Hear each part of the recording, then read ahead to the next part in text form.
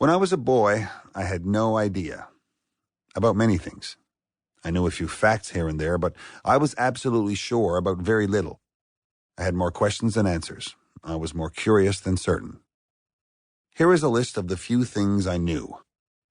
I knew I lived in Petty Harbour, a postcard-perfect traditional fishing community just 20 kilometers or so away from St. John's, the capital city of Newfoundland. I knew I was Catholic and not Protestant like that dubious crowd from the other side of the river. I knew I loved music and the Montreal Canadiens. That's about it. I was certain about very little else. Come to think of it, even these facts were cause for confusion. I knew what town I lived in, but I was not totally sure what country. I thought I lived in a country called Canada, but my grandfather insisted I lived in a country called Newfoundland. I thought Newfoundland was my province, and Mom said that was the truth of it. But then she also said we should never say that out loud when Granda was on the whiskey. I knew we were Petty Harbour folk. We lived around the bay, and as such, we were baymen. I did not live in town, so I was not a townie, which is what most Newfoundlanders call St. John's people. Townies agreed that I was indeed a bayman, but as far as my bayman cousins from more rural Newfoundland were concerned, I may as well have been a townie because I lived so close to the city. Also, most of the Petty Harbour Doyles worked in town, and none of the Doyles were fishermen, as baymen typically are. So this made me wonder if we were actually baymen or townies after all. Confused? Well, so was I.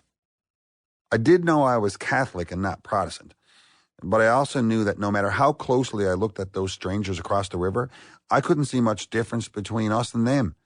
They went to a different school than we did, but they wore the same clothes and did the same jobs and liked the same sports. On rare occasions, when I attended the Protestant church for weddings or funerals, their church services didn't seem to be that much different from ours. Why, I wondered, didn't we just make one big church? Or why didn't we go to their church or they come to ours? I was told in no uncertain terms that I was most definitely a Catholic, but I honestly could not figure out why I had to be part of one religion or the other. I knew I belonged to a musical family, and I loved music more than anything, but not just the kind my friends at school liked. My parents and extended family were well-versed in Newfoundland and Irish music, especially the Clancy brothers and beloved singer-songwriters like Johnny Cash, Cat Stevens, and Chris Christopherson. My uncles, who I idolized, played in a rock and roll band.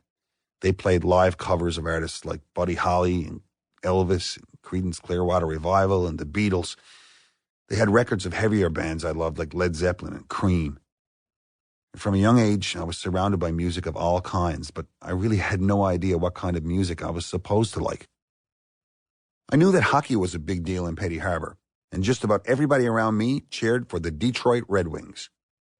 Gordie Howe had made such an impression on his generation that children born into a Red Wings household had no choice but to follow suit. My father was a Wings fan, but in a gesture of true open-mindedness, he did not insist that I follow him down the Gordie path. When I was around 10 years old, the Montreal Canadiens won 4 Stanley Cups in a row, and I fell in love with the Habs. I was the only Canadiens fan in the extended Doyle family, and folks insisted I must be cracked. So I knew in my hockey heart I loved the Habs, but I was made to feel like that was a terrible mistake. Somehow, through all this, I knew I belonged to Petty Harbour. There was never a doubt about it.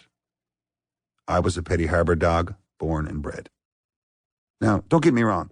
When I was young, I didn't spend a lot of time dwelling on who I was or what I was, whether I was a Canadian Newfoundlander or a Newfoundland Canadian. But there were times when I did feel that even though I knew where I was from, I didn't quite know how I fit in. Here was wee Alan Doyle, son of Tom and Jean, neither townie nor bayman. Not quite a true Catholic, but certainly not a Protestant. A music lover who wasn't sure what music to love most. And all I really wanted to be when I grew up was a rock star or a goalie for the Montreal Canadiens, but I was pretty sure neither of those careers was achievable. So what was I supposed to do? How was I supposed to act? I really had no idea. And that was the best thing that could have ever happened to me.